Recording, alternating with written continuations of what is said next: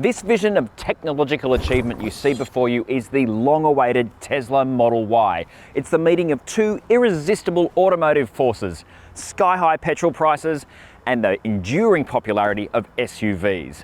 This is probably one of the most important cars to launch in Australia this year, and it's probably going to be the biggest selling electric SUV, at least here in Australia, but probably on the planet. And there's two good reasons for that. One, you've been waiting forever to get this and you've been putting your money down for a couple of years. And two, Tesla has more of these to sell than pretty much any other manufacturer combined.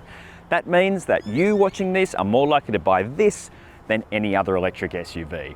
I've been waiting ages for this, you've been waiting ages for this, so let's get cracking. Actually, before we do get going, please, if you haven't already, hit the subscribe button, hit the bell button, so when we put a new video up, you're gonna know about it straight away. It's a Tesla, I don't need to ask you, get involved in the comments, tell us what you think. And if you like the video, hit like. Right, now we can get cracking. If this thing looks familiar to you in that way that person does at the supermarket who turns out to be one of your kids' teachers, that's because Tesla has done its usual trick of taking the sedan, jacking it up a bit, and inflating it with air to give it a higher roofline and more interior space. So basically, it's a 5-door SUV sharing the same drivetrain as the Tesla Model 3. Perfectly normal behaviour for a car company to do that, it's a well-worn path. The Model Y stands a whopping 18 centimetres taller than the Model 3 on which it's based. That is a lot of extra height. But the weird thing is, there's only 3 centimetres of extra ground clearance. The rest of that 18, so 15 centimetres, comes in the body, which makes it look a little bit slabby. But you do get really big windows, so that means lots of light in the cabin. I am personally not a fan of Tesla's exterior design, but you can't argue with its clean, unadorned, shaped by computers and then a wind tunnel design. It's not a flashy or show-off design, just a slipperier shape to eke out as much range as it can from the battery pack. With extra ride height comes a higher price tag, with the Model Y starting at $68,900 for the rear-wheel drive single motor version, which is about $5,000 more than the Model 3 sedan. Or at least, when I wrote the script, that's how much it cost. Quite literally, as we were filming this review, Tesla whacked another $3,400 onto the price of the Model Y to take it to $72,300.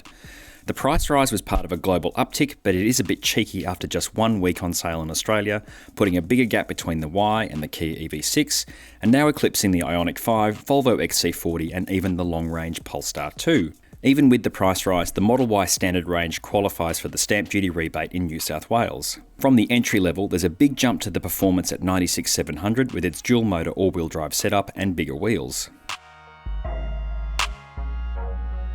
The advantage of the Model Y having quite a large backside is that it has a massive boot. Behind this electric tailgate is 854 litres of space. I'm not entirely sure that's a VDA measurement. VDA is kind of the standard that the motor industry uses, but that is a lot of space, and I'm pretty sure that includes the underfloor storage under here, which is so big I could almost climb into it. It's really big. When you fold down the 40-20-40 split fold seats, a little bit of a handy feature that, you have 2,081 litres. That is an incredible amount of storage. Plus, you've got another 117 litres in the front boot. So you'll be carrying a lot of gear in this. Also, there is a tow hitch coming. It's coming next year, and you do have to take the car back to Tesla to have that fitted. Here in the back, you are going to find a lot of space. In fact, so much space, it echoes in here. That's partly because all of the hard surfaces, but because this is not a car that's been used, hasn't got everyone's stuff in it. But anyway, look, I'm sitting behind where I drive. I have tons of knee room, tons of foot room. It's, you know, it's quite good. This seat is probably a little bit lacking in under thigh support. That was similar in the Volvo XC40, but you can definitely get 3 across the back here because the floor is completely flat. You're not going to be fighting for foot room down here. That's really good. You've got air vents here. They just go side to side rather than up and down, but it's better than nothing. 2 USB-C ports. You have door pockets, but they don't really hold bottles. I don't have a specific bottle holder in it, but you can put smaller bottles in there. You've got a armrest, which just feels a little short to me.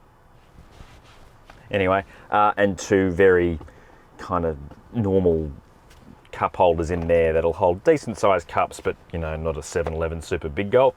They're quite comfortable, these seats, but long journeys, they might be a little hard. I think the front seats are a little bit hard too, but yeah, these seem a little bit hard. But you're going to get 3 across the back here. People are going to be pretty comfortable for short to medium trips, and you know, you can be quite tall back here. I've got tons of headroom, even with the sunroof, which is just a fixed glass roof. And the windows, because the car is taller, the windows are bigger, so there's, again, a ton of light in here. It's very cool. Now here in the front, things are really calm. Like, this is a very, I was gonna say sleek, then I was gonna go with Spartan, but I'm just gonna go with simple. This is really, it's the simplest interior I've ever seen. Like, this is genuine kind of concept car cool, this interior. At least here in the front. There's no buttons, or there's one button. Little story. 2 of us were in this car for 20 minutes last night trying to work out where the hazards were. They're here. We're professionals. Anyway, great big screen here. It's about 15 inches. Now, I'm not in love with just having this. I really do want something in front of me so I can see particularly the speed, because the speed is just, it's kind of 2.5 centimeters tall here in the front, sort of in the top right hand corner. I'm not sure about that. I'm pretty sure you get used to it, but I don't know. But what is on here is just a really nicely laid out set of applications and things to make riding in this car very straightforward.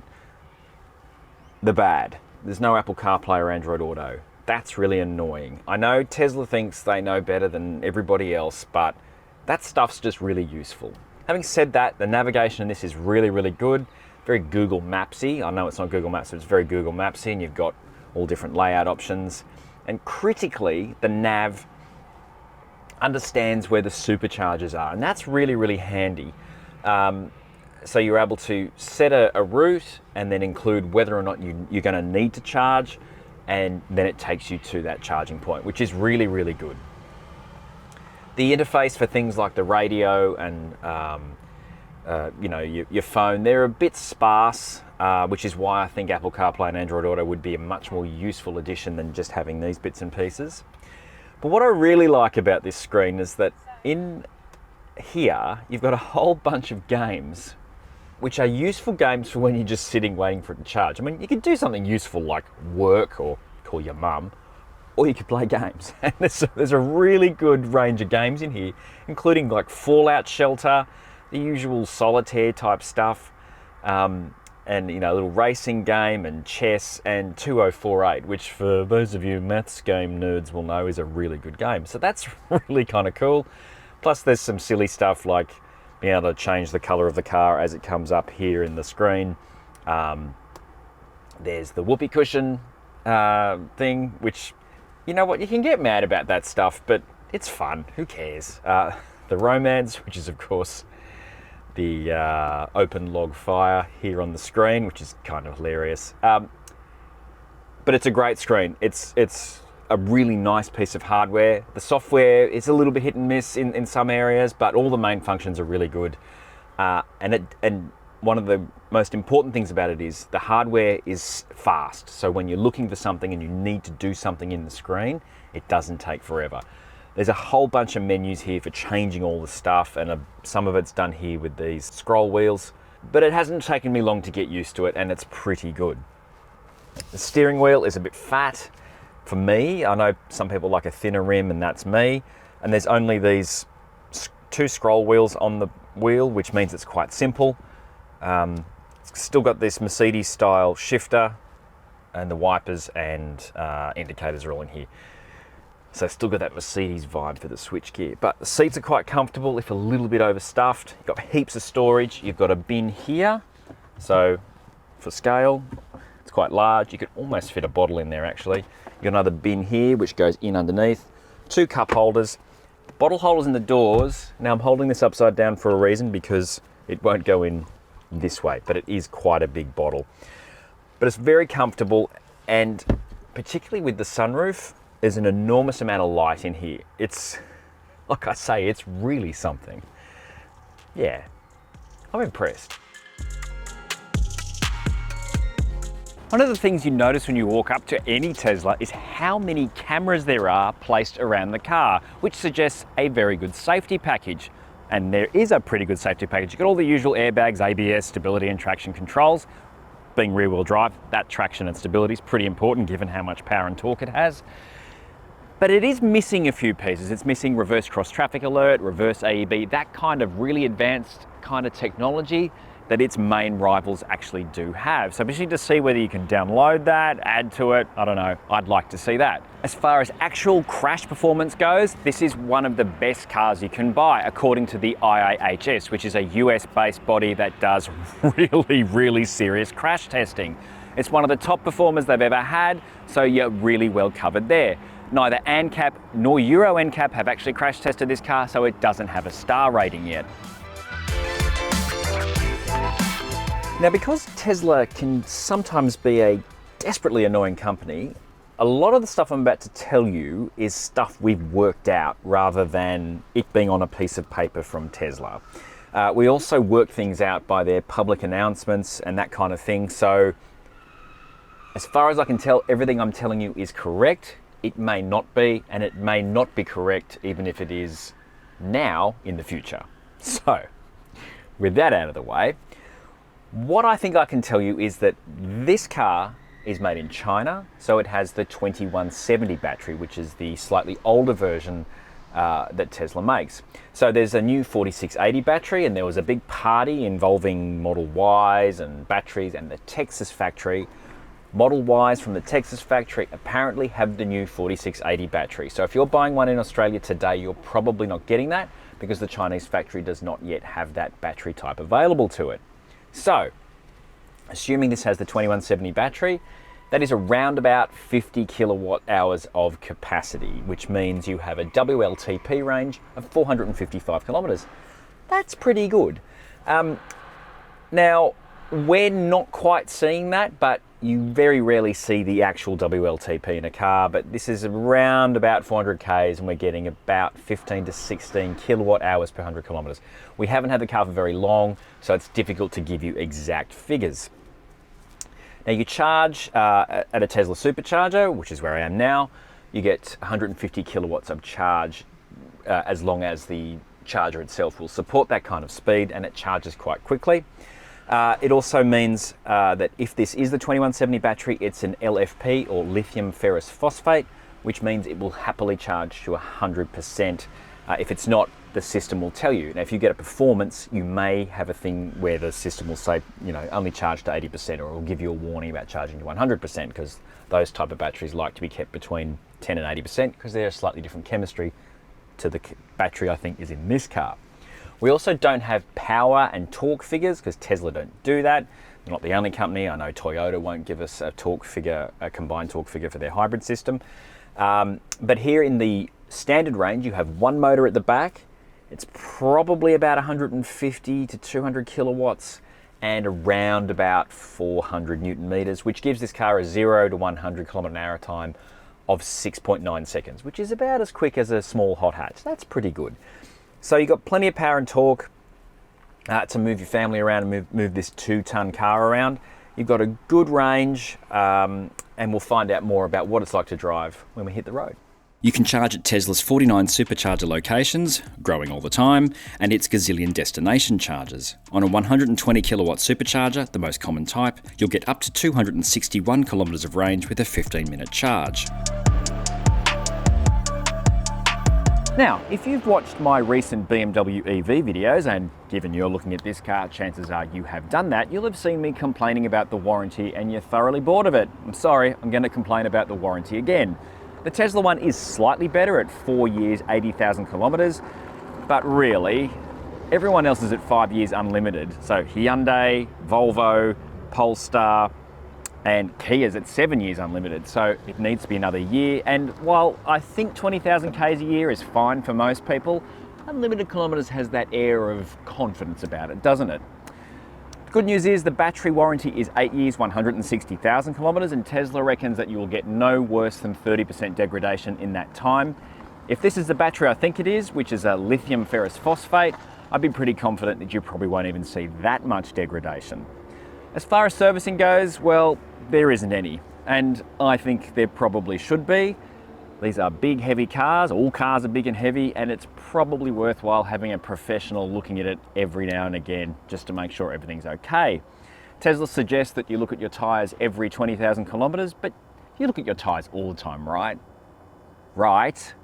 And you change the air conditioning filters every 2 years. Apart from that, there is no scheduled servicing. What Tesla does do really well are over-the-air software updates. They can do things like extend the range of your battery, sometimes unleash a little bit more power, and you get new stuff in the screens, and you can also buy some things as well. And they also tweak a lot of bits and pieces in the car to improve reliability or improve usability, that kind of thing. So that's really good. Tesla has a great track record of that.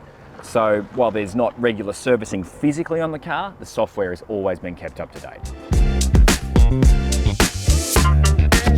As you might expect driving a Tesla, coming from one of the most accomplished EV makers on the planet and the ones that have bet their entire business on it and not even bothered with normal cars, this is pretty good. The first thing you'll probably notice after getting over the novelty of electric, if you haven't driven electric before, is the steering. It's quite fast. And what I mean by that is you don't have to move the wheel very far to make things happen. You know, when you're doing a U-turn, you only turn the wheel once and you've got full lock. And what that does is it just makes driving around the city and maneuvering quite easy, quite simple, much less arm twirling, very straightforward. But it takes a bit of getting used to because it kind of feels a bit like a video game where you only steer like that. You never have to, and it's a good thing, you never have to take your hand off the wheel to do the hand over hand thing. So that's quite good. It's really clever. Now the standard range, if you're after that Tesla acceleration, you're not going to get it. It's not that kind of car. It's also not that kind of price.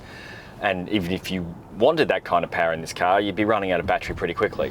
But it's definitely not slow. As I've already said, it's 6.9 seconds to 100 kilometers, which is not mucking around, but it's not particularly fast. And of course, as you rise in speed, your range will drop and the acceleration tails off.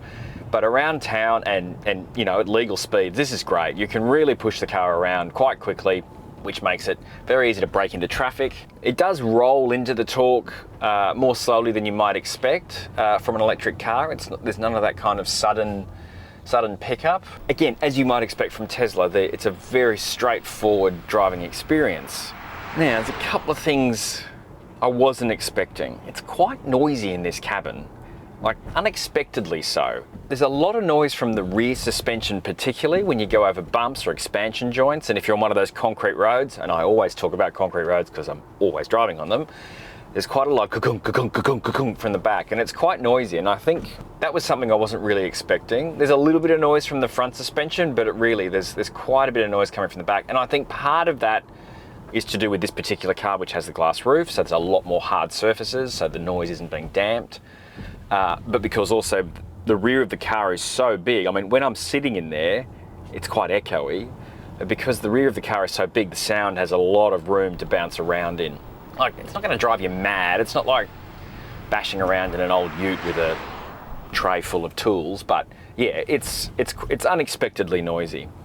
The ride for the most part is really, really good, but there's still this kind of vestigial, we haven't quite worked out how to make electric cars ride and handle as naturally as you might expect. When I say naturally, it's like what we expect from internal combustion engine cars, or well set up ones anyway.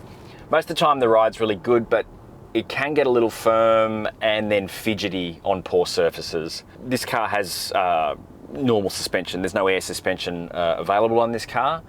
And that might be a worthy option were it to become available for you to tick if you've got the inclination and the money to spend, if you're really worried about the ride. I mean, it is also riding on quite big 19-inch alloy wheels. The performance rides on 21s, but it has that better suspension. And the tyres themselves are actually quite noisy too. These are Hancooks. But yeah, so quite a bit of road noise does get into the cabin, which is a little disappointing given it's an electric car and we expect electric cars to be very quiet. You know, something like a BMW iX, which yes, is quite a lot more money, is extremely quiet. And you know, it's not like Tesla hasn't given it a go. Like, the windows are double layer. and there's a lot of acoustic deadening, but yeah, I think most of the noise is coming from the rear. And as far as when you're being out and about and using this screen, obviously most of us are used to having a speed readout in front of us, so that has frustrated me a little, that I'll look there through the wheel and all I see is the dashboard and a slab of wood, and so I have to look up there. Look, I'm certain I'd get used to it, and there's a lot of useful stuff that is also the standard screen when you're driving along, like it's giving you warnings about how close you are to things and that kind of thing. And it is also quite disappointing that it is missing something like reverse cross traffic alert, which much cheaper cars have, and its rivals all have. They all have reverse cross traffic alert, and some of them even have reverse AEB. So that's a bit frustrating. The Polestar, I will point out the Polestar, which is about $3 or $4 grand cheaper, doesn't have that, and you do need to put the pilot pack on it to get that. And I'm a big believer in all cars having reverse cross traffic alert. But putting aside those minor quibbles, I mean, I think reverse cross traffic alert's a bit more of a minor quibble, but this is a great car. If you've got your stuff and people in it, I think it will quieten down a bit, but it is very relaxing to drive around. It's a very easy car to live with this quite reasonable range. As a town car, it's highly unlikely you'll need to charge it more than once a week. And as the supercharger network grows and as other charge networks grow, you won't have any trouble getting it charged. And it does have a CCS2 charger, which means it'll charge anywhere, whereas the American cars have those Tesla charge points in them, which which mean you have to buy adapters and stuff, so you don't have to worry about that in Australia. And it's got the power. The driveline itself's very refined, and I really like the setup with the one pedal driving. But what's also good, and it's something that some car companies really struggle with, is getting right that transition between regenerative braking and physical braking. And the brakes on this car are very good. Just coming back to the steering for a moment, it's quite heavy even in comfort mode. It's unexpectedly weighty, and that's, I think, a good thing, but it does make the car feel its weight it's just under 2 tons, this car, and you do really feel that it's a big chunky car, and it does pitch and roll a little bit under braking, but no more so than your average SUV. So most SUV drivers will be quite at home in this and feel quite happy about the way it drives. But I do think if you are looking at this car, it is absolutely worth your while looking at the Model 3 as well.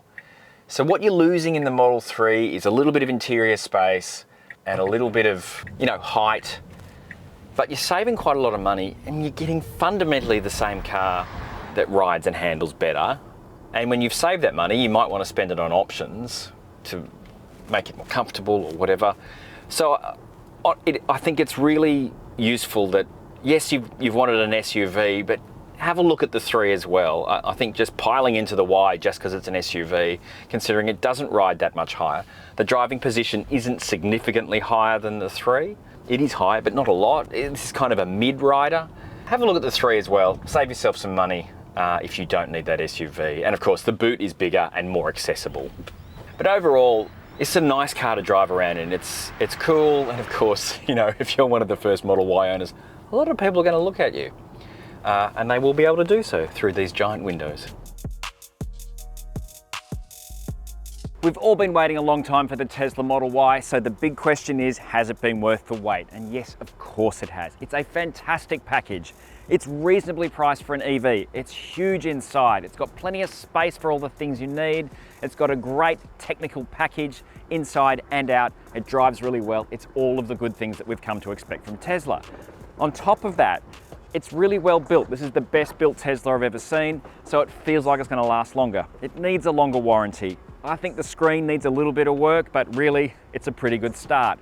Tesla's biggest problem is that when the other car makers, Kia, Hyundai, all those guys, when they get their production up to speed, that's when things are going to get interesting. So I think this is a great start. We know Tesla knows how to evolve a car, so I'm really looking forward to seeing what happens.